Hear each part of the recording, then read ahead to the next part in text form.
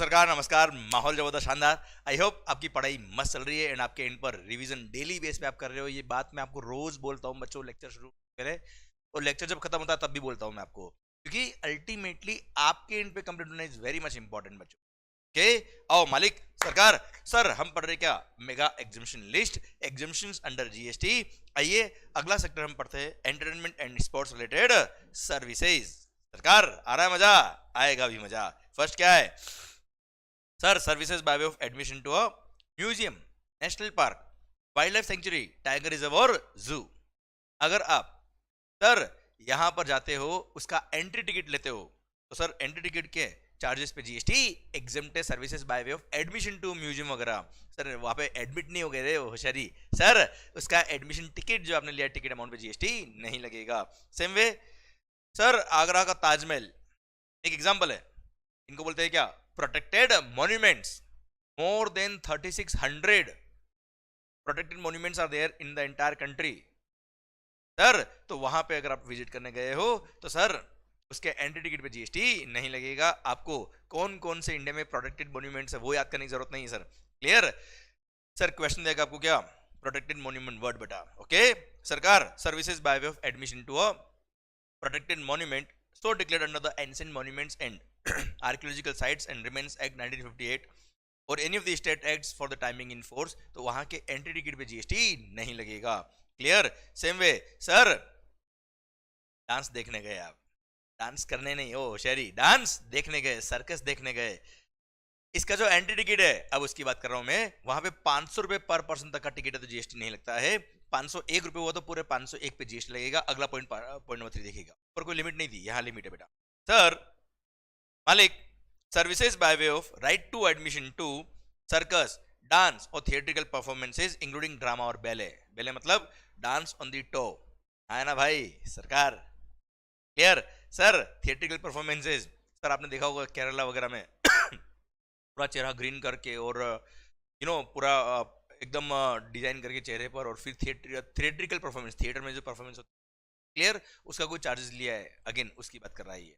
फिर award function, concert, pageant मतलब fashion show, musical performance और any sporting event other than recognise sporting event, और बाद में रिकॉग्नाइज स्पोर्टिंग इवेंट भी लिख दिया। तो सर कोई भी स्पोर्टिंग इवेंट हो गया, भले वो रिकॉग्नाइज्ड हो या अदर देन रिकॉग्नाइज्ड हो, सारे स्पोर्टिंग इवेंट के एंट्री टिकट की बात कर रहा है ये। फिर प्लेनेटोरियम, जैसे मुंबई में नेहरू प्लानिटोरियम जहाँ पे पूरा डोम बनाया हुआ है, पूरा यूनिवर्स जैसा दिखाते हैं सर उसके अंदर। फिर सर अगर यहाँ पे आप गए हो और वहां पे entry ticket, consideration for right to admission the events और places refer to in item number A B C or D above is not more than ₹500 पर पर्सन। 500 रुपये पर पर्सन या उससे कम अगर उसकी एंट्री फीस है तो जीएसटी नहीं लगेगा। सर अब देखो sir, fashion show, award function, कोई गाँव का ही फैशन शो होगा, 500 रुपये पर पर्सन में क्या होता है? क्लियर? तो सर ये बेसिक जो सर्विसेज है, बेसिक जो इवेंट होते हैं उनके एंट्री टिकट पे जीएसटी एग्जाम किया हुआ है सर। क्लियर? ये सर्कस वगैरह देख के आपको याद आ रहा होगा सर, कुछ ना है ना भाई? क्लियर? इसके एंट्री टिकट पे जीएसटी नहीं लगेगा अगर 500 रुपये पर पर्सन तक का टिकट है तो। आइए बच्चों, सर अब आप पहले पढ़ा था हमने क्या? आप डांस देखने गए, अब आप डांस कर रहे हो। Performing artist, sir services by an artist by way of performance in a folk और क्लासिकल आर्ट फॉर्म ऑफ, ना बेटा वेस्टर्न डांस नहीं, फोक और classical art form of music, dance और थिएटर। सर वो अगर उसके अगर आप परफॉर्मिंग आर्टिस्ट हो, आपको किसी कल्चरल इवेंट में बुलाया गया और आपको वहां परफॉर्मेंस कराई गई और उसके लिए आपने रुपीज चार्ज किया, आपने मान लो ₹11,000 चार्ज किए, 21,000 रुपये चार्ज किए, उस चार्जेस पे जीएसटी नहीं लगेगा। अगर consideration charge is up to ₹1,50,000 पर इवेंट, 1,50,000 रुपए तक का अगर कंसिडरेशन है तो जीएसटी नहीं लगेगा। 1,51,000 तो पूरे 1,51,000 पे जीएसटी लगेगा। जैसे कथक, भरतनाट्यम, तबला, जाकिर हुसैन, है ना भाई? सर इनको किसी इवेंट में बुलाया और इनको कंसिडरेशन दिया 1,50,000 रुपए तक का परफॉर्मिंग आर्टिस्ट को, तो चार्जेस पे जीएसटी नहीं लगेगा। पर अगर ये किसी कंपनी के ब्रांड एम्बेसडर है और इनको एज अ ब्रांड एम्बेसडर कोई कंसिडरेशन मिला तो पूरे पे जीएसटी लगेगा, भले वो अमाउंट 10,000 रुपए ही क्यों ना हो। क्लियर? डन सरकार। आइए अभी क्या? टूर ऑपरेटर, सर मेकमाईट्रिप.com इंडिया का एक टूर ऑपरेटर है। इसने अगर फॉरेन टूरिस्ट का कोई टूर बुक किया है, इसका फॉरेन टूरिस्ट का, और वो भी टूर का हो रहा है, which is conducted Holi outside India, तो जीएसटी नहीं लगेगा। दुबई के लिए, दुबई के टूरिस्ट के लिए मेकमाईट्रिप.com ने सिंगापुर का टूर बुक किया, तो सर जो भी चार्जेस ने चार्ज पे जीएसटी नहीं लगेगा। That tour should be wholly conducted outside India. Clear? तो जीएसटी नहीं है, अदरवाइज जीएसटी पूरे पे लग जाएगा। I hope you are getting the point. के अब सर आप कहेंगे, मान लो दुबई का कोई टूरिस्ट था, उसने मेकमाईट्रिप.com जो इंडिया का टूर ऑपरेटर है उसके थ्रू टूर बुक कराया, 7 दिन का टूर था, उसमें से 4 दिन इंडिया के लिए थे, 3 दिन सिंगापुर के लिए थे, 7 दिन का टूर था। अब होली कंडक्टेड आउटसाइड इंडिया तो नहीं सर।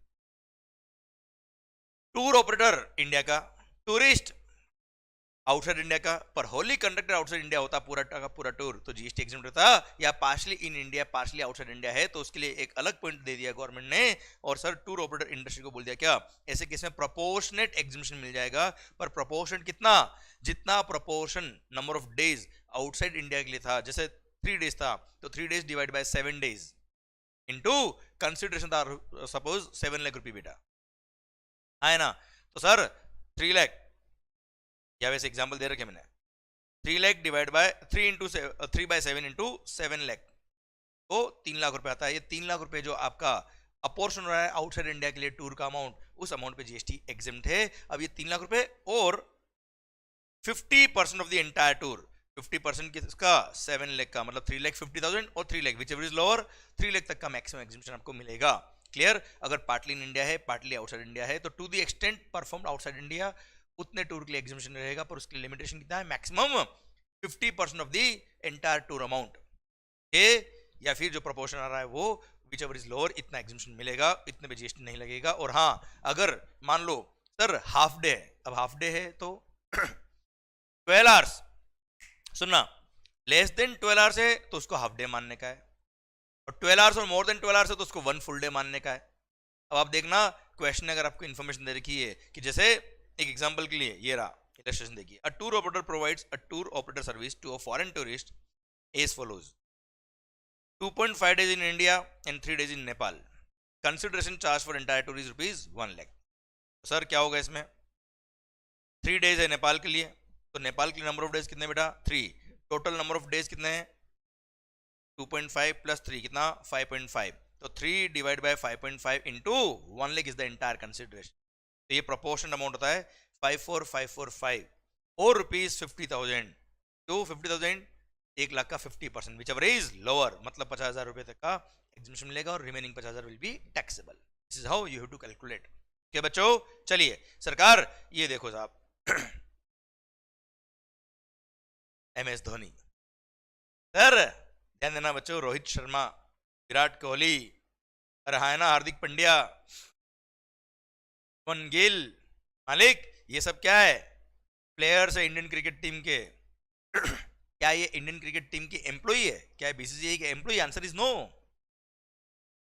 ये कॉन्ट्रैक्ट प्लेयर है, इनको जो फीस मिल रही है क्रिकेट खेलने के लिए उस पर जीएसटी लगेगा कि नहीं लगेगा, देखना ध्यान से।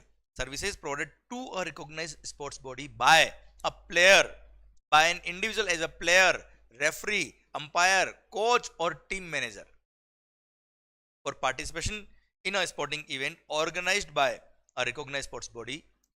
Here वापस बोलता बेटा मैं, sir individual services the as a player, referee, umpire, coach और टीम मैनेजर।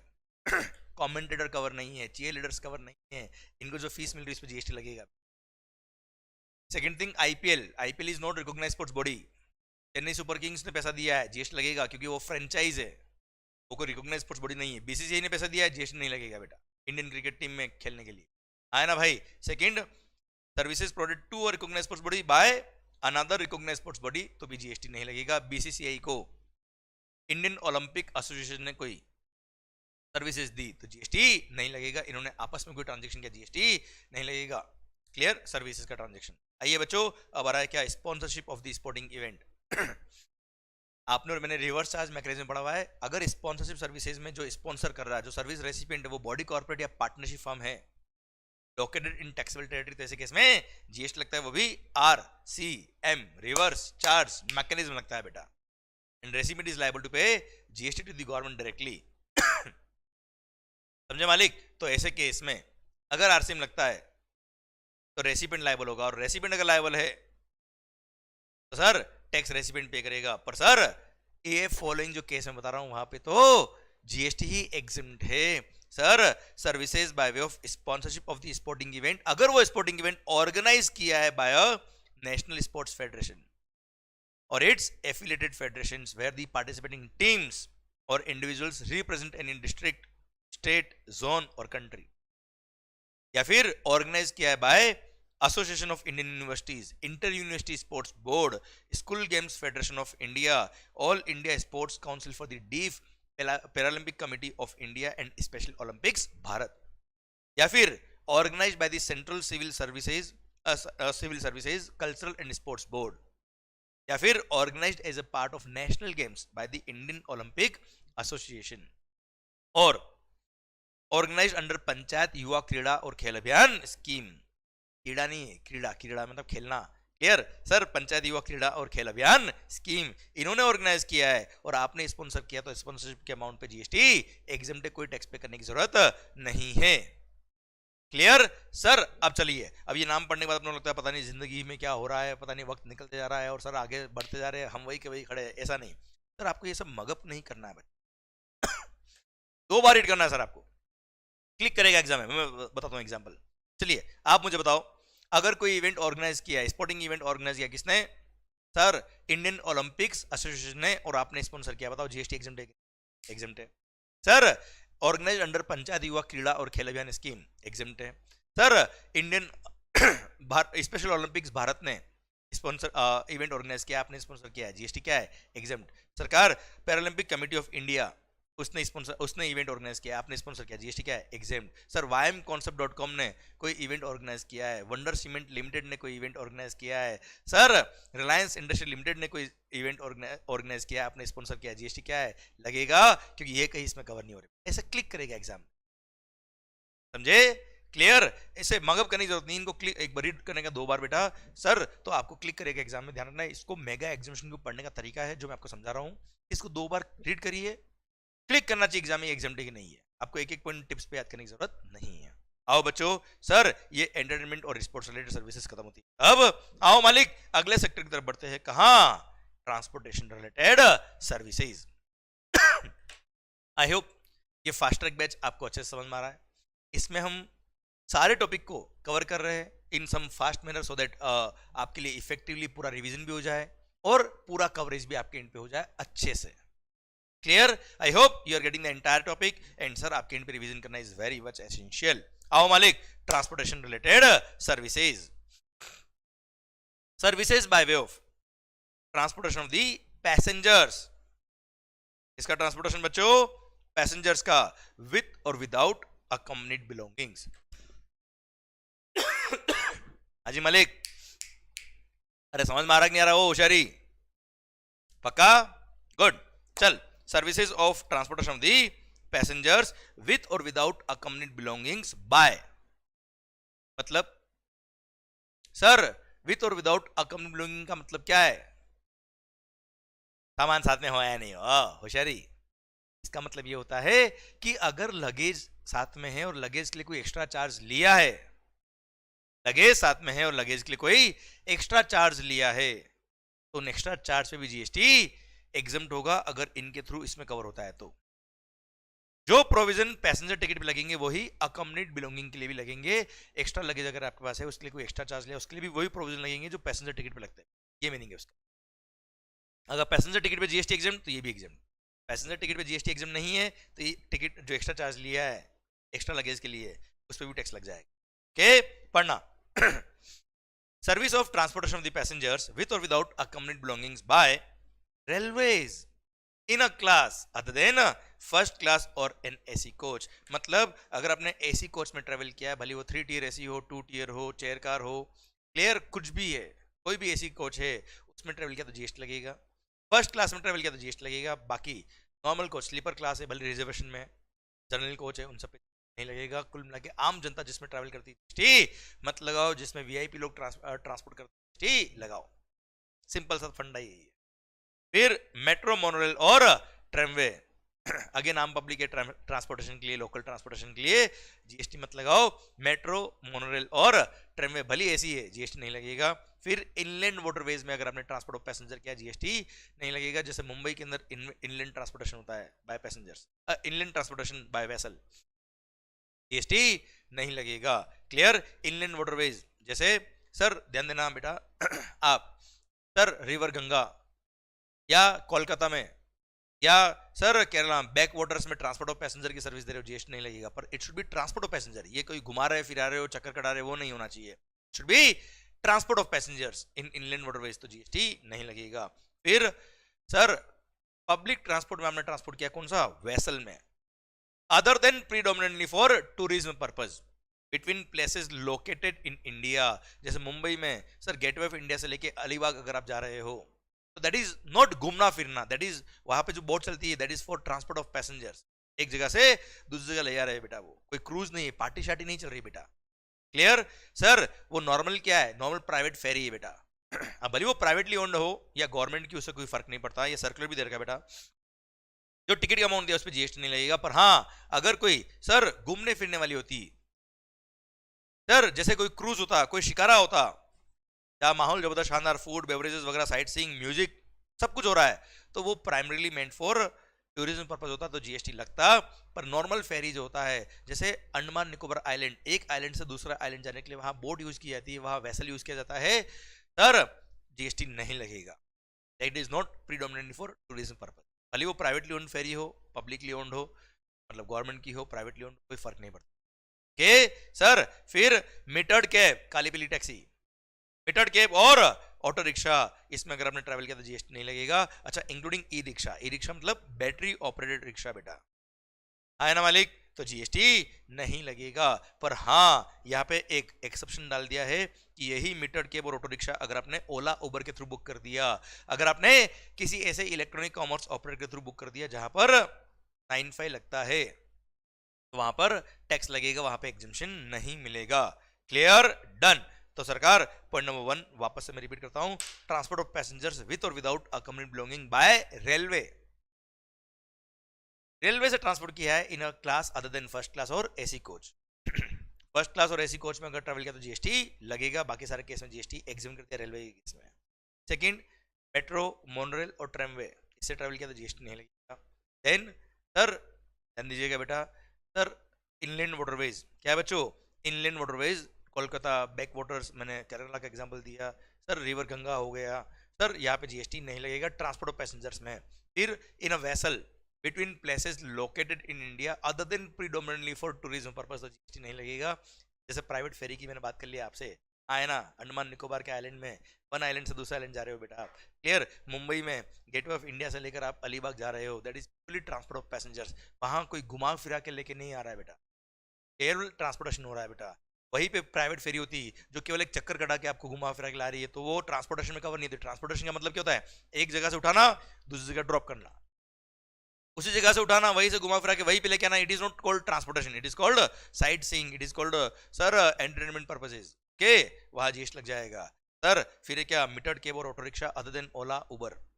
ठीक है, डन। सरकार ये पॉइंट खत्म होता है अब, इंक्लूडिंग सर्कुलर। फिर आता है क्या? ट्रांसपोर्ट ऑफ पैसेंजर्स विद और without accompanied belonging by air. By air भी जीएसटी एग्जाम किया हुआ है,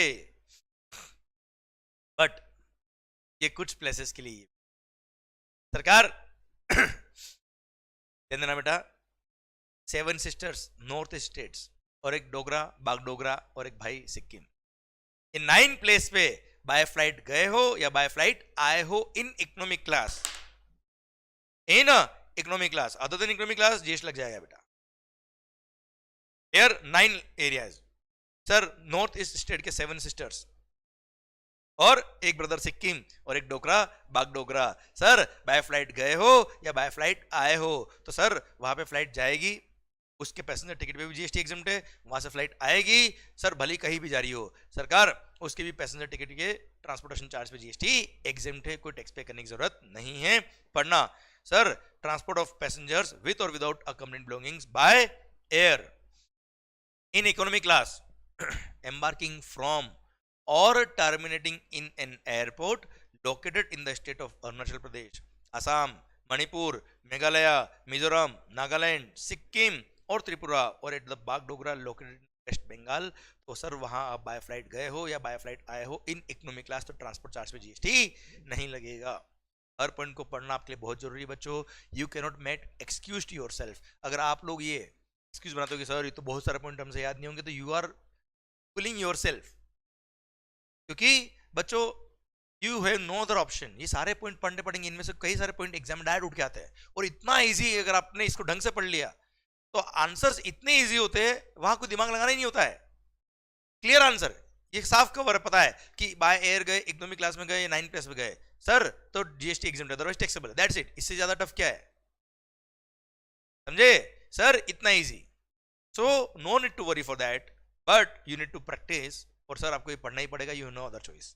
क्या बच्चों, so keep your mind cool और रिलैक्स होकर पढ़िए, मस्त होकर मजा आएगा सर। ये बहुत अच्छा चैप्टर है सर आपके लिए, और एग्जाम के अंदर इसमें स्कोर होता है, ठीक है। जिसने पेशेंटली इन बातों को समझ लिया और पढ़ लिया वो लाइफ में आगे बढ़ जाए।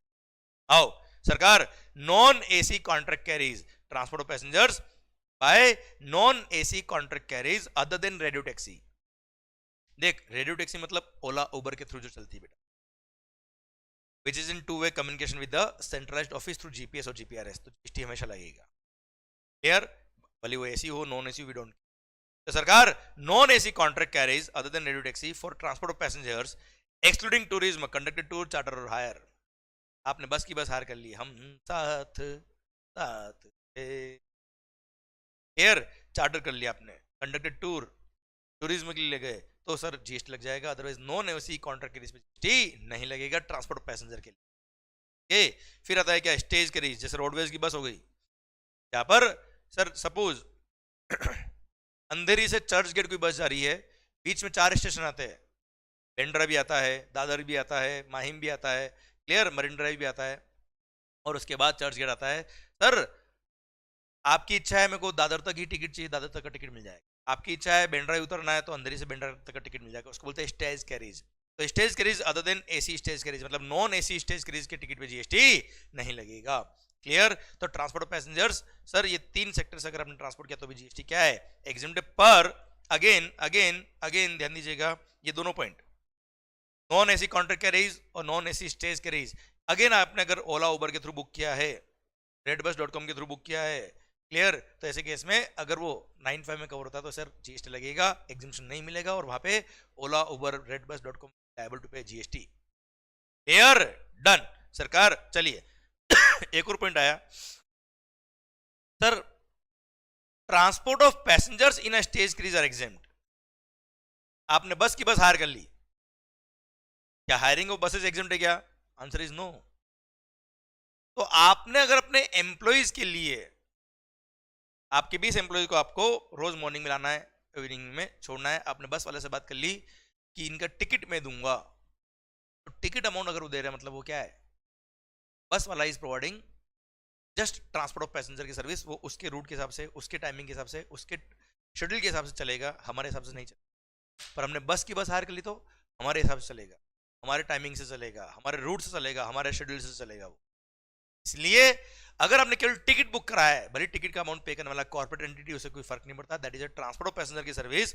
और ट्रांसपोर्ट ऑफ पैसेंजर की सर्विस अगर है तो sir non AC transport stage carries में ट्रैवल किया तो जीएसटी नहीं लगेगा।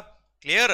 और अगर नॉन एसी कॉन्ट्रैक्ट कैरीज है तो अगेन जीएसटी नहीं लगेगा, पर अगर आपने बस की बस हायर कर ली तो जीएसटी लग जाएगा। देखिए, therefore hiring of non AC contract carriage by firms for transport of their employees to and from work is not exempt. Bus की बस हायर कर ली, जीएसटी लग जाएगा बेटा। Clear, hiring of buses, hiring of non-AC contract carriers is not covered here. It will be chargeable to GST. Clear? Sir same circular हमने RCM पढ़ते वक्त भी पढ़ा था बेटा। आओ बच्चों, सरकार अब आ रहा है क्या सर, गवर्नमेंट की एक स्कीम है उड़ान। उड़ान स्कीम के थ्रू गवर्नमेंट ने रीजनल कनेक्टिविटी स्कीम एयरपोर्ट्स को कनेक्ट की है। मैं बताता हूं तुम्हें, उड़ान। नाउ व्हाट गवर्नमेंट वांट्स कि देश के छोटे छोटे शहरों को भी हम कनेक्ट करें थ्रू एयर ट्रांसपोर्टेशन। और अगर शहर के छोटे छोटे शहर भी, देश के छोटे छोटे शहर भी कनेक्ट हो गए थ्रू एयर ट्रांसपोर्टेशन, तो ऐसे केस में देश के देश के लिए ट्रांसपोर्टेशन बहुत इजी हो जाएगा एंड सर देश की इकोनॉमी ग्रो करेगी, क्योंकि ट्रांसपोर्टेशन जहाँ इजी होता है वहाँ पर सर फैसिलिटीज जल्दी पहुँचती है, वहाँ पे सर्विसेज अच्छे से पहुँचती है, वहाँ के लोगों का डेवलपमेंट। तो सरकार ऐसे केस में सर गवर्नमेंट ने क्या किया, छोटे छोटे शहरों में छोटे छोटे एयरपोर्ट डेवलप किए जिसको बोलते हैं रीजनल कनेक्टिविटी स्कीम एयरपोर्ट। तो सर अब वहां पे फ्लाइट जाएगी, वहां से फ्लाइट आएगी, तो नेचुरल बात है छोटा एयरपोर्ट है तो सर वहां पे एयर ट्रैफिक भी कम होगा, मतलब लोग भी कम होंगे। तो क्या होता है वहां पे फिर फ्लाइट वालों को का खर्चा बहुत ज्यादा होता है सर, वो तो पूरा टिकट का अमाउंट बढ़ जाएगा सर। तो टिकट का अमाउंट कम करने के लिए गवर्नमेंट ने क्या किया, उन एयरलाइंस को बोल दिया कि 50% टिकट का अमाउंट सेंट्रल गवर्नमेंट पे करेगी। कौन पे करेगी, सेंट्रल गवर्नमेंट। तो टिकट का अमाउंट मान लो है कितना, 10,000 रुपए, तो 5,000 रुपए एयरलाइंस किसे चार्ज करेगी, सेंट्रल गवर्नमेंट से, और 5,000 रुपए पैसेंजर से। तो सर 5,000 रुपए जो सेंट्रल गवर्नमेंट से चार्ज किया है उस पर जीएसटी एग्जम्प्ट है। ये पॉइंट नंबर 3 ये कहता है services provided to the central government by way of transport of passengers with और without a company belonging by air embarking from or terminating at a regional connectivity scheme airport against consideration in the form of viability gap funding। By flight गए हो या by flight आए हो, तो viability gap funding के through जो consideration government ने पे किया है आपको, सेंट्रल गवर्नमेंट का जो पोर्शन था उस नहीं लगेगा। बस गवर्नमेंट बोल दिया क्या, जब regional connectivity scheme airport operational में आएगा, चालू जब होगा, उसके 3 साल तक ये एग्जम्पशन मिलेगा, उसके बाद ये एग्जम्पशन नहीं मिलेगा, क्योंकि 3 साल तक की गवर्नमेंट इस तरह से टिकट का अमाउंट स्पॉन्सर करती है, सो दैट एक बार एयरपोर्ट रनिंग हो जाए, पैसेंजर आने लग जाएंगे, फिर तो टिकट का अमाउंट वैसे भी स्टेबलाइज हो जाएगा, और एयरलाइंस पूरा टिकट पैसेंजर से चार्ज कर पाएगी, पैसेंजर भी पे कर पाएंगे, और वहां पे एयर ट्रैफिक आ जाएगा तो फिर तो टिकट वैसे भी सस्ता हो जाएगा। Clear sir. आइए पॉइंट नंबर 4 अब आ रहा है किसके बारे में, ट्रांसपोर्ट ऑफ गुड्स के बारे में। मालिक transportation of the goods by road. ओ ओ ओ sir services by way of transportation of goods by road are exempt. Road से अगर ट्रांसपोर्ट ऑफ गुड्स किया तो जीएसटी क्या रहेगा, exempt except the services of a GTA goods transport agency, और अ कुरियर एजेंसी से अगर आपने ट्रांसपोर्ट ऑफ गुड्स किया है बाय रोड तो टैक्स लगेगा। बाकी सारे रोड ट्रांसपोर्टेशन पे जीएसटी क्या कर दिया, एग्जेम्प्ट कर दिया। जैसे कोई प्राइवेट ऑटो वाला है, वो रोड से अगर ट्रांसपोर्टेशन कर रहा है तो वो जीटीए नहीं है, वो कुरियर एजेंसी नहीं है, तो उसने जो भाड़ा चार्ज किया, उसने जो फ्रेट चार्ज किया बाय रोड, उस पर जीएसटी क्या है, एग्जेम्प्ट है। क्लियर। पर जीटीए गुड्स ट्रांसपोर्ट एजेंसी या कुरियर कंपनी ने कोई पैसा चार्ज किया, जीएसटी लगेगा। सेकंड क्या है, इनलैंड वाटरवेज के थ्रू अगर आपने ट्रांसपोर्ट ऑफ गुड्स किया है तो जीएसटी नहीं लगेगा। इनलैंड वाटरवेज के थ्रू पैसेंजर ट्रांसपोर्ट भी एग्जेम्प्ट था, गुड्स ट्रांसपोर्टेशन भी एग्जेम्प्ट है। हाँ अब ध्यान रखना, रेलवे के थ्रू गुड्स ट्रांसपोर्ट की, भले वो नॉन एसी रेलवे था, जीएसटी लगेगा। Clear sir. मैं पैसेंजर की बात नहीं कर रहा, मैं बात कर रहा हूं किसकी, गुड्स की। ध्यान रखना, दोनों पॉइंट को मिक्स मत कर देना। अच्छा अब मेरी बात समझना, आपने अगर ट्रांसपोर्ट ऑफ गुड्स की बात करी है तो जीएसटी एग्जेम्प्ट है।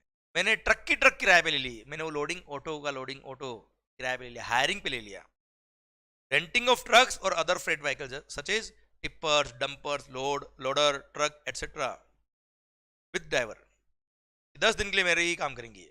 तो आपने ट्रांसपोर्ट ऑफ गुड्स की सर्विस नहीं ली है, आपने वो पूरा ट्रक विद ड्राइवर हायर पे ले लिया। तो ऐसे केस में बाय रोड ट्रांसपोर्टेशन कर रहे हैं वो लोग, जीएसटी एग्जाम नहीं रहेगा, it will be chargeable to GST. Reason being आपने ट्रांसपोर्ट ऑफ गुड्स की सर्विस नहीं ली है, पूरी ट्रक हायर कर ली। जैसे माइन होल्डर क्या करते हैं, अपने माइन से जो माल निकलता है, एक्सट्रैक्ट होता है, वहां से अपने प्लांट पे भेजने के लिए बेनिफिशिएशन प्लांट बोलते हैं, या रेलवे साइडिंग पर रेलवे के यहाँ भेजने के लिए, सो दैट वहां से फर्दर ट्रांसपोर्टेशन रेलवे से हो जाएगा। तो माइन से उस एरिया तक ट्रांसपोर्ट करने के लिए इन्होंने ट्रांसपोर्ट की सर्विसेज नहीं ली, इन्होंने ट्रक किराए पे ले ली। जैसे कि इसमें sir it is not covered here, और कोई एग्जिबिशन नहीं मिलेगा, टैक्स लगेगा, हायरिंग चार्ज भी, क्योंकि वो transport of goods by road नहीं, दैट इज अ रेंटिंग वाली सर्विस बेटा। हाँ है ना मालिक। चलिए सरकार, फिर आ रहा है हिंदुस्तान जो आगे बढ़ रहा है एक बहुत अच्छा सेक्टर के अंदर,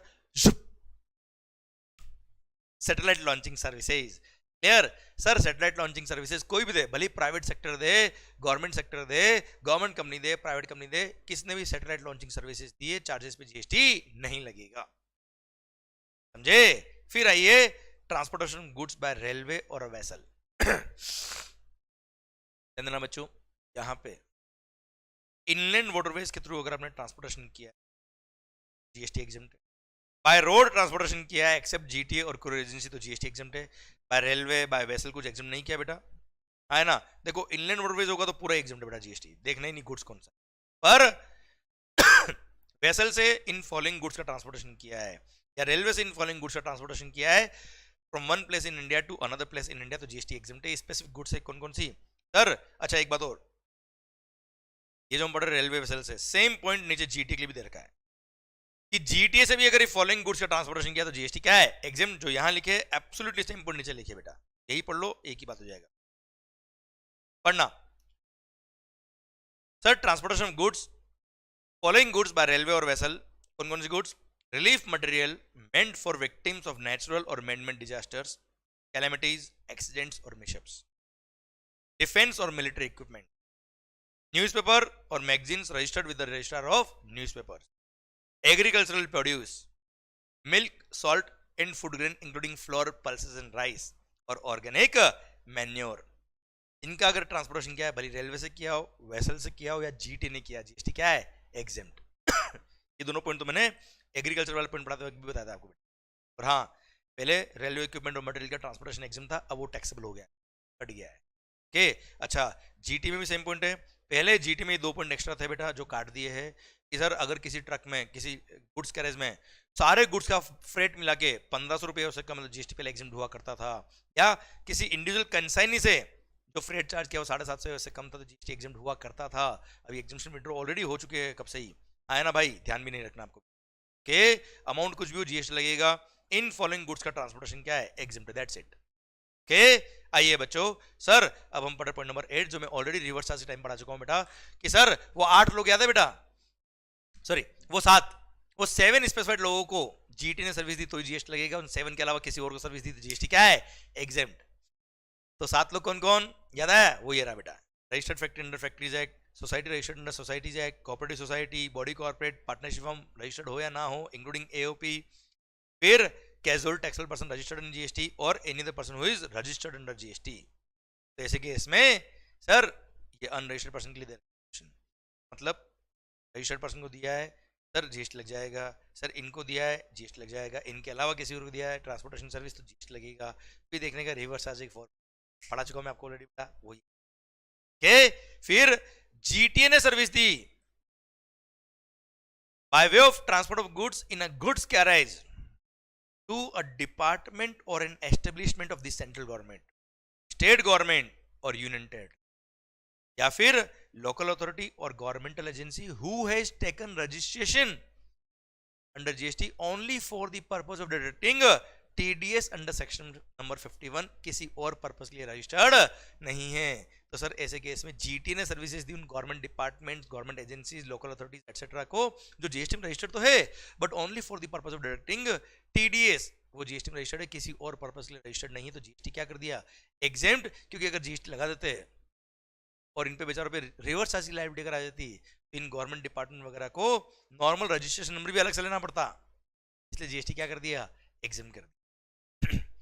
अगर ये जीएसटी में रजिस्टर्ड है only for the purpose of deducting TDS, किसी और पर्पस के लिए रजिस्टर्ड नहीं है, तो ऐसे केस में जीएसटी क्या है? एग्जेम्प्ट है, अगर जीटी ने सर्विस दी तो। सर आइए फिर पॉइंट नंबर 10, नेपाल और Bhutan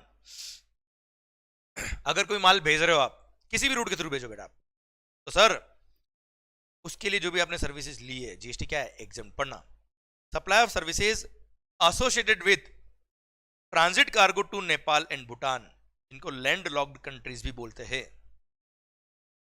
supply of services associated with transit cargo to Nepal and Bhutan, जिनको लैंड लॉक्ड कंट्रीज भी बोलते हैं, आर एग्जेम्प्ट फ्रॉम जीएसटी। और ध्यान देना बेटा, यहाँ पे ट्रांजिट कार्गो से रिलेटेड कोई भी सर्विस दी है जीएसटी क्या है? एग्जेम्प्ट। इट मींस ये केवल ट्रांसपोर्टेशन सर्विस नहीं है, transportation services by any mode is cover here, transit insurance, cargo handling services etcetera all are covered here. ये सब मैंने एनालिसिस में लिखा बेटा, बहुत सुंदरता से बुक बनाई हुई मैंने। अब एक सर्कुलर आया जो बोलता है क्या भाई, एक डिस्प्यूट क्या आया, यहां पे लिखा है ट्रांजिट कार्गो टू नेपाल, कोई ट्रक है वो माल भर के लेके जा रही है नेपाल एंड भूटान, उसने भाड़ा लिया आपसे 2 लाख रुपए, अब वो खाली ट्रक आ रही है क्लियर? उसके लिए उसने लिया आपसे कितना, 50,000 रुपये बेटा। उसने टोटल लिया 2,50,000। 2,50,000 कैसे? 2 लाख माल ले जाने के लिए, वो 50,000 रुपये खाली ट्रक वहां से आएगी, उसके लिए भी तो सर ये डिस्प्यूट हो गया कि 2 लाख पे जीएसटी एग्जम्प्ट हो गया, पूरे 2.5 लाख पे जीएसटी एग्जम्प्ट होगा। ये लिखा है ट्रांजिट कार्गो टू नेपाल और भूटान। तो उसके लिए डिपार्टमेंट ने सर्कुलर दिया और बोला क्या, अरे भाई पूरा 2.5 लाख एग्जम्प्ट रहेगा, क्योंकि ट्रक अगर जाएगी तो वापस आएगी भी तो है। इसलिए गवर्नमेंट ने बोल दिया क्या, यस, टू एंड फ्रॉम दोनों देखा जाएगा, और खाली ट्रक अगर आ रही है तो it will B exempt under GST. उसके लिए जो चार्जेस है वो भी क्या रहेंगे, एग्जम्प्ट रहेंगे बेटा। के चलिए अब बताया क्या, services by way of hiring. Sir services by way of giving on hire to a state transport undertaking a motor vehicle meant to carry more than 12 passengers। जैसे रोडवेज की बसेस जो होती है, गवर्नमेंट की जो बसेस होती है, BST की जो बसेस हो गई, बेस्ट की बसेस, इनकी बसेस कम पड़ गई और आपने उनको 10 बस हायर पे दी है, तो सर जो हायरिंग चार्ज है उस पर जीएसटी क्या है, एग्जेम्प्ट है। स्टेट ट्रांसपोर्ट अंडरटेकिंग को आपने motor vehicle which is meant to carry more than 12 passenger दिया है हायर पे, जीएसटी क्या है, एग्जेम्प्ट है। सर आपने लोकल अथॉरिटी को इलेक्ट्रिकली ऑपरेटेड व्हीकल दिया है which is again meant to carry more than 12 passengers, तो सर अगेन वो हायर चार्ज पे जीएसटी क्या है, एग्जेम्प्ट है। फिर आपने जीटीए को एक ट्रक किराए पे दिए, a means of transportation goods, truck loading vehicle आपने रेंट पे दिया, हायर पे दिया, जीएसटी क्या है, एग्जेम्प्ट है।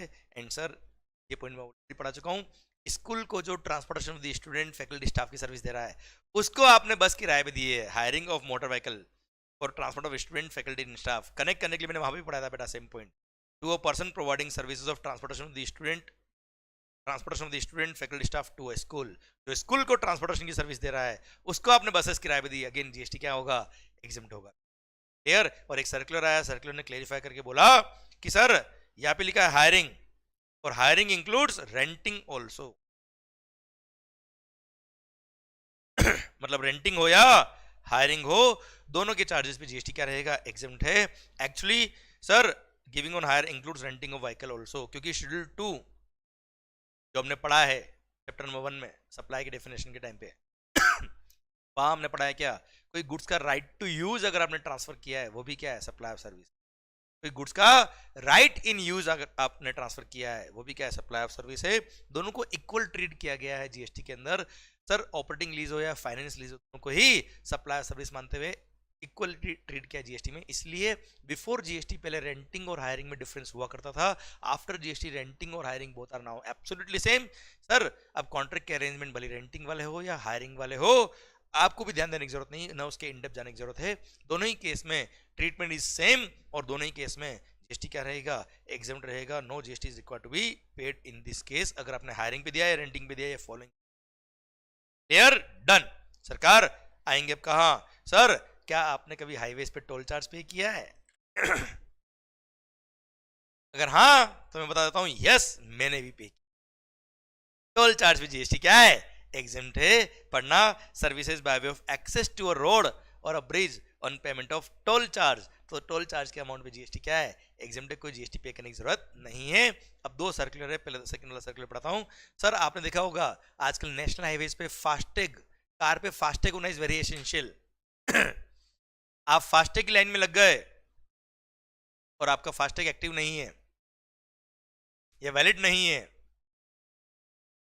या फास्टैग ही नहीं है, तो सर आपको डबल टोल चार्ज पे करना पड़ता है। जैसे 100 रुपए का टोल चार्ज है तो आपको 200 रुपए देना पड़ेगा, इनके अगर फास्टैग सही नहीं चल रहा आपका तो, आए ना।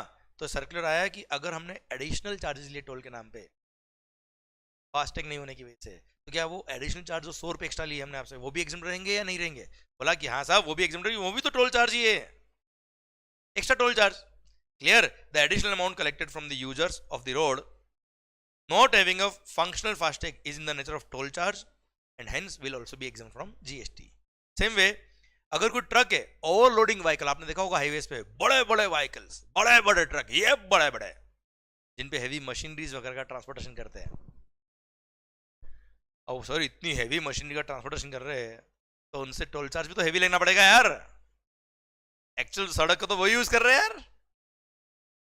इसीलिए बोल दिया क्या sir, overloading charges at toll plazas, overloading charges at toll plazas would get the same treatment as given to toll charges and hence will also be exempt from GST. Ultimately है क्या, वो टोल चार्ज तो है बेटा, GST क्या रहेगा, exam रहेगा, no GST is required to be paid.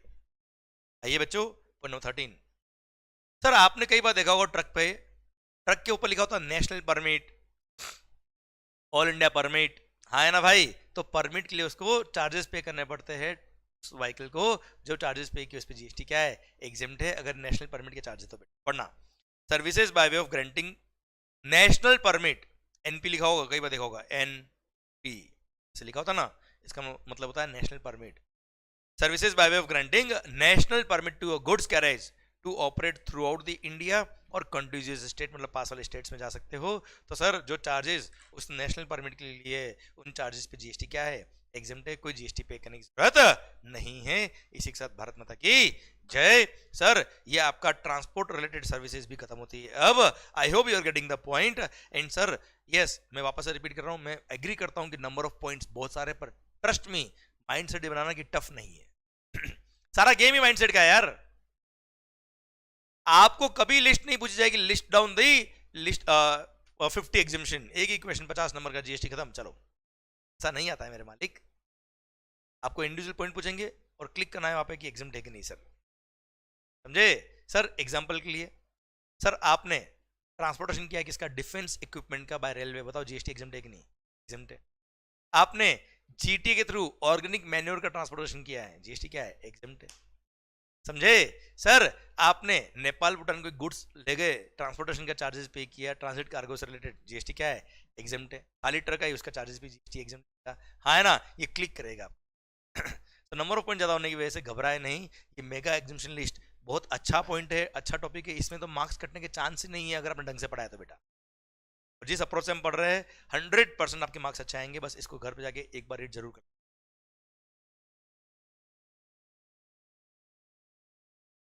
Trust me, every point with examples we are covering here.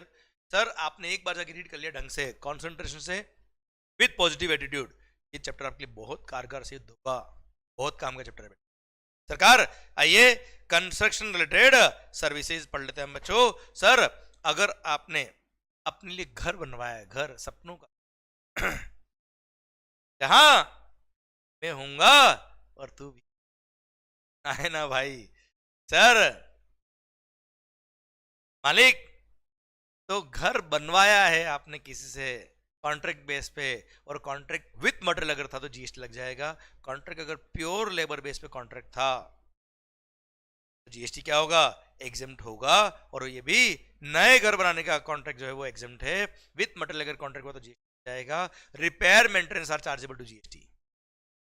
पढ़ना, services by way of pure labour contracts of construction, erection, commissioning or installation of original work pertaining to a single residential unit otherwise than as a part of a residential complex, तो sir उसने जो charges पे की उस charge पे GST नहीं लगेगा। किसके कंस्ट्रक्शन के लिए, सिंगल रेजिडेंशियल यूनिट, कोई कॉम्प्लेक्स नहीं बन रहा है, कोई बिल्डिंग नहीं बन रही है बड़ी, है ना सर, रेजिडेंशियल कॉम्प्लेक्स हुआ तो उसके चार्ज पे जीएसटी लग जाएगा। सिंगल रेजिडेंशियल यूनिट बनाया है, सिंगल फैमिली के लिए बनाया गया होता है जो घर, उस पर जीएसटी नहीं, बड़ी घर बढ़ाओ उससे फर्क नहीं पड़ता, सिंगल फैमिली के लिए जो बनाया गया होता है उसको बोलते हैं क्या, सिंगल रेजिडेंशियल यूनिट। जैसे एंटी लिया, सर करोड़ों का बिल्डिंग है सर, मुकेश अंबानी का जो घर है बहुत बड़ी बिल्डिंग है सर, 1000 लोग उसमें रह सकते हैं, उससे कोई फर्क नहीं पड़ रहा है, पर वो सिंगल फैमिली के लिए बनाया गया है, इसलिए वो सिंगल रेजिडेंशियल यूनिट है। उसके लिए जो कॉन्ट्रैक्टर ने पैसे लिए हैं, अगर वो प्योर लेबर बेस पे था कॉन्ट्रैक्ट तो जीएसटी एग्जेम्प्ट रहेगा, विथ मटेरियल तो जीएसटी लग जाएगा। अब मान लो घर बन गया, उसका रिपेयर मेंटेनेंस करा रहे, जीएसटी विल बी चार्जेबल, क्योंकि ये केवल ओरिजिनल वर्क्स मतलब नए कंस्ट्रक्शन के लिए एग्जेम्प्ट है बेटा। लिख दो यार साइड में, रिपेयर्स एटसेट्रा जीएसटी लगेगा। क्लियर सर, ये प्योर लेबर ही एग्जेम्प्ट है, क्या लिख दो, विथ मटेरियल जीएसटी लगेगा, हाँ है ना भाई। ऐसा मार्किंग कर लो तो रिवीजन में बहुत इफेक्टिव होता है बेटा। फिर अब पॉइंट नंबर 2, प्रधानमंत्री आवास योजना देखा होगा गरीबों के लिए, सर पक्के मकान बनवाए साहब, है ना, उसके लिए जो कॉन्ट्रैक्टर था उसने अगर प्योर लेबर कॉन्ट्रैक्ट लिया तो जीएसटी क्या रहेगा, रहेगा पढ़ना। अब इसमें रिपेयरिंग भी कवर है बेटा, पर प्योर लेबर ही बेटा, विथ मटेरियल जीएसटी लगेगा। Services provided by way of pure labour contract of construction, erection, commissioning, installation, completion, fitting out, repair, maintenance, renovation और ऑल्ट्रेशन, सब कुछ कवर इसमें। ऑफ अ सिविल स्ट्रक्चर और any other original works pertaining to the beneficiary led individual house construction or enhancement under the housing for all urban mission और प्रधानमंत्री आवास योजना। तो sir जो भी चार्जेस पे किए उस कॉन्ट्रैक्टर को प्योर लेबर के लिए जीएसटी क्या रहेगा, एग्जेम्प्ट रहेगा। No GST is required to be paid. ठीक है मालिक, आइए पॉइंट नंबर 3 की तरफ बढ़ते हैं। सरकार वैसे ये पॉइंट मैं आपको जब आपको आरसीएम का चैप्टर पढ़ाया था, वहां पे जो एनालिसिस पढ़ा था मैंने, टीडीआर वाला वहां पे पढ़ाया था मैंने आपको, पर फिर भी बताया था बेटा मैं आपको। सर मान लो कोई लैंड है, मैं यहां लिखता हूं आपके लिए, कोई लैंड है जो सोसाइटी की है बेटा या किसी पर्सन की है बेटा,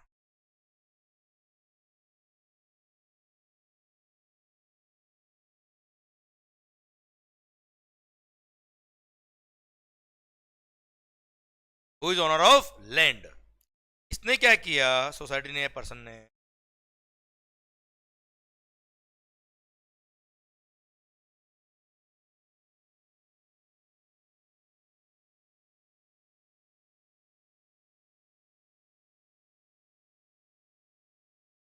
सर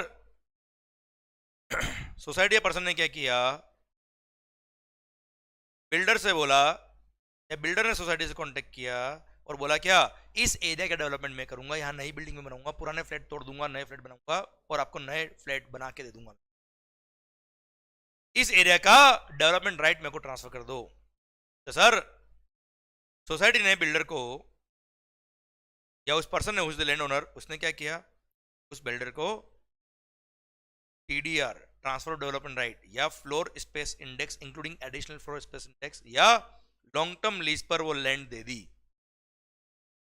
किसको दी, बिल्डर को। किसने दी, बिल्डर को बोलते हैं क्या, प्रमोटर।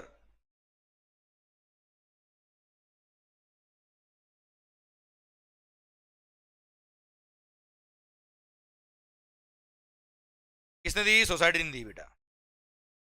ये बिल्डिंग बहुत पुरानी हो गई थी सर, सुनना, अरे बिल्डिंग जाती है ना रीडेवलपमेंट में बेटा, बिल्डिंग बहुत पुरानी हो गई, अब वहां लोग रहेंगे तो लोग रह ना पाएंगे, क्लियर, चले जाएंगे, बिल्डिंग कभी भी टूट सकती है। बिल्डर ने कांटेक्ट किया है, सोसाइटी ने कांटेक्ट किया बिल्डर को कि इस एरिया में अभी 50 फ्लैट बने हुए, इस एरिया का अगर टीडीआर ट्रांसफर कर दिया सोसाइटी ने बिल्डर को, तो सर उस एरिया के अंदर वो बिल्डर 150 फ्लैट बना देगा और जो एग्जिस्टिंग मेंबर्स थे 50 फ्लैट वाले, उनको 50 के 50 नए फ्लैट बना के दे देगा, वो भी बड़े स्पेशियस और नई टेक्नोलॉजी और उसके लिए उनको कुछ पे नहीं करना, उस एरिया का डेवलपमेंट राइट ट्रांसफर करना। बचे हुए जो 100 फ्लैट है, क्योंकि उस एरिया के अंदर जहां पे 50 फ्लैट बने हुए थे, अब नई टेक्नोलॉजी यूज करके वो 150 फ्लैट बना देगा और अब वो जो 100 फ्लैट बिकेंगे उससे उसका कॉस्ट रिकवरी होगा बिल्डर का बेटा, और सोसाइटी वालों को 50 फ्लैट के 50 फ्लैट उठ के मिल गए वापस। तो इसको बोलते हैं, इस तरह का ट्रांजेक्शन होता है रीडेवलपमेंट की। अब क्योंकि बिल्डर के पास लैंड नहीं थी, लैंड कितनी महंगी होती साहब, उसका डेवलपमेंट राइट दिया है बिल्डर को सोसाइटी ने, तो सर इसकी जो वैल्यू होती है इस पर जीएसटी लगता है। और रिवर्स चार्ज मैकेनिज्म में देखो, सर्विस सप्लायर टीडीआर के लिए कौन होता है, सोसाइटी, सर्विस रेसिपिएंट कौन, builder promoter, builder promoter is liable to pay GST under reverse charge mechanism. अब यहां बोल दिया क्या कि सर ये टीडीआर की वैल्यू जो है इस पे जीएसटी लगता है, पर सपोज ये बिल्डिंग जो वहां बनी है उसमें सर 150 फ्लैट थे बेटा, कितने थे बेटा, 150। अगर 150 के 150 फ्लैट पूरे बुक हो गए before grant of completion certificate by the competent authority और its first occupation whichever is earlier, तो पूरे 150 के फ्लैट पे जीएसटी लगने वाला है। तो सर उसके लिए जो बिल्डर है, बिल्डर के लिए इनवर्स अप्लाई था टीडीआर, उसने ट्रांसफर ऑफ डेवलपमेंट राइट की सर्विसेज ली और बिल्डिंग बना के दी, कंस्ट्रक्शन सर्विसेज दी, टीडीआर की सर्विस ली। सर तो कंस्ट्रक्शन सर्विस पे अगर जीएसटी लग रहा है तो टीडीआर की वैल्यू पे जीएसटी क्या कर दिया, एग्जम कर दी गवर्नमेंट ने, ताकि डबल टैक्सेशन नहीं हो, कि बिल्डर को इनपुट टैक्स क्रेडिट नहीं मिलता। अब मान लो सपोज 150 में से एक भी फ्लैट बुक नहीं हुआ, मान लो तो टीडीआर की जो वैल्यू उस पर जीएसटी लग जाएगा। चलो 150 में से 100 फ्लैट बुक हो गए, 50 बुक नहीं हुए, तो सर जितने फ्लैट्स का प्रोपोर्शनेट एरिया है कारपेट एरिया के हिसाब से, सर उसके हिसाब से डिवाइड कर देंगे टीडीआर की वैल्यू को। 100 फ्लैट्स जो जिन पे जीएसटी लग रहा है उतने प्रोपोर्शनेट टीडीआर की वैल्यू पे जीएसटी एग्जेम्प्ट है।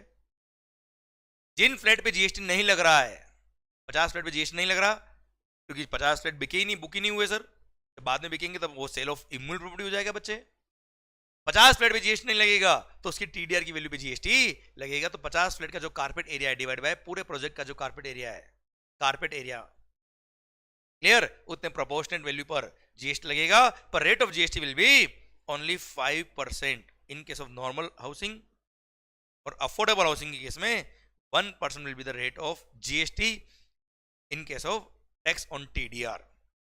Clear sir? So in case of GST, in case of GST अगर development right, floor space index including additional floor space index या लॉन्ग टर्म लीज, इसके लिए प्रीमियम, सलामी, कॉस्ट, प्राइस, डेवलपमेंट चार्ज या any name से कुछ भी charges पे किए, क्लियर, उन चार्ज पे जीएसटी क्या रहेगा?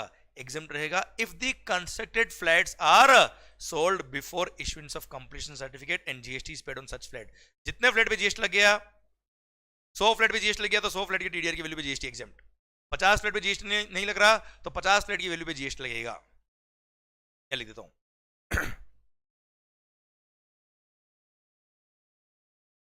150 फ्लैट्स लगे बने, उसमें से 100 फ्लैट्स बुक्ड,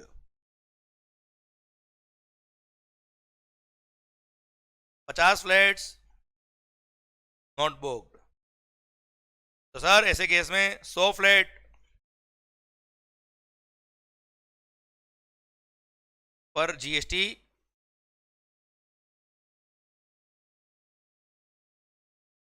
लगेगा।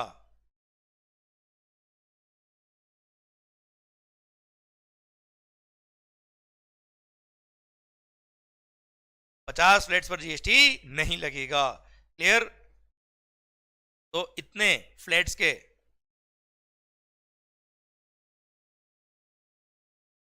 Proportionate value of TDR etcetera, इसलिए मतलब TDR, FSI, long term lease,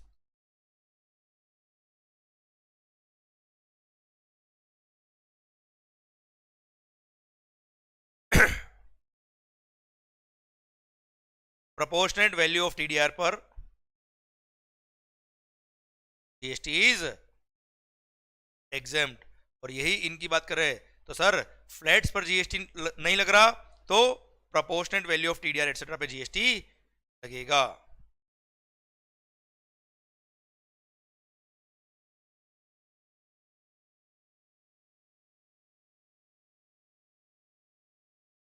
ठीक है, आपको ध्यान रहेगा। अब ये proportionate value of TDR etcetera पे जीएसटी लगेगा। Clear? Done. I hope you got the entire point बच्चों। ठीक है मालिक? सर तो जितने फ्लैट पे जीएसटी लग रहा है उससे टीडीआर पे जीएसटी एग्जेम्प्ट, जितने फ्लैट पे जीएसटी नहीं लग रहा उतने प्रोपोर्शनेट टीडीआर की वैल्यू पे जीएसटी लगेगा। अच्छा हाँ, जीएसटी लगेगा, रेट ऑफ जीएसटी कितना होगा? 5% और 1%। 5% नॉर्मल हाउस के केस में, अफोर्डेबल हाउसिंग प्रोजेक्ट जो होता है उसमें 1% will be the rate of GST. Okay, चलिए ये पूरा कॉन्सेप्ट आपको लिखवा दिया। आई hope you got the entire point. ठीक है मालिक, ये क्लासरूम नोट्स में शेयर कर दूंगा। आओ सरकार, ये कंस्ट्रक्शन वाला पॉइंट भी खत्म होता है अब। और हाँ एक बात और ये भी लिख देता हूं, यहाँ पे जीएसटी लगेगा टीडीआर की वैल्यू पे, और यहाँ पे जीएसटी कौन पे करेगा? Promoter will pay GST sir RCM, charge mechanism. ठीक है मालिक? क्लियर? ये आरसीएम वाला पॉइंट भी कनेक्ट हो गया बेटा। इधर जीएसटी एग्जेम्प्ट है तो nobody is liable to pay GST बेटा। Okay, clear? डन। ये पॉइंट खत्म होता है अब। ठीक है सरकार? अरे पक्का मालिक? I hope you are getting the entire concept. Okay sir, okay चल एक काम करते हैं, यहां तक कंस्ट्रक्शन वाले पॉइंट खत्म होते हैं। अब सर अगला सेक्टर शुरू करते हैं, पर अगला सेक्टर एक काम करते हैं, एक ब्रेक ले लेते हैं, क्लियर। और अगले लेक्चर के अंदर हम अगले सेक्टर से शुरू करते हैं, क्योंकि मेगा एग्जामिनेशन लिस्ट में क्या नंबर ऑफ एग्जामिनेशन ज्यादा होते हैं, आपको हेडेक लेके नहीं पढ़ने का, रिलैक्स होकर पढ़ने का, ठीक है। तो सर अभी आपके पास टाइम है, अगला सेशन होगा नेक्स्ट कल, क्लियर। पर हाँ बच्चों ध्यान रखिए आप, यहां तक जो मैंने आपको पढ़ाया है, clear, believe in your self, everything is possible, यहां तक आपके रिवाइज कर लो। लेक्चर आज का 1 आवर का ही हुआ है बेटा, तो अब जो टाइम बच रहा है उतने टाइम में जो मैंने आज पढ़ा है उसको रिवाइज कर दो, खत्म का काम बेटा आपका, हाँ है ना बच्चों, क्लियर। पर इसको पूरा करना है, मेरी बात मान के रखना, मेगा एग्जामिनेशन लिस्ट बहुत इंपॉर्टेंट चैप्टर है एग्जामिनेशन के लिए, क्योंकि इसका रिलेवेंस केवल एग्जामिनेशन चैप्टर में नहीं आता है, जो बड़ा क्वेश्चन बनता है कंपटीशन वाला, 1-2 पॉइंट वहां पे भी आ जाते हैं, तो न्यूमेरिकल क्वेश्चन हो रहा है तो वहां पे भी आ जाएगा बेटा, एक स्पेसिफिक एग्जामिनेशन का क्वेश्चन भी कभी कभी बन जाता है बच्चों। सर टीडीएस और टीसीएस चैप्टर में भी इसका रिलेवेंस आता है बच्चों। रजिस्ट्रेशन और जीएसटी में अगर आप एक्सक्लूसिवली एग्जाम अप्लाई कर रहे हो, रजिस्ट्रेशन की जरूरत नहीं होती है, सर एग्जाम है कि नहीं, मेगा एग्जामिनेशन से क्वेश्चन आ गया तो इसलिए छोड़ने का नहीं इस चैप्टर को बेटा, ओके। चलिए सरकार, माहौल जबरदस्त शानदार, यहां तक पढ़िए, मस्त होके पढ़िए, खुश होके पढ़िए, which is very much important, and have faith in yourself, because believe in yourself, everything is possible. Bye, माहौल जबरदस्त शानदार, मस्त होके पढ़े, खुश होके पढ़े, दुआओं में जरूरी। Thank you.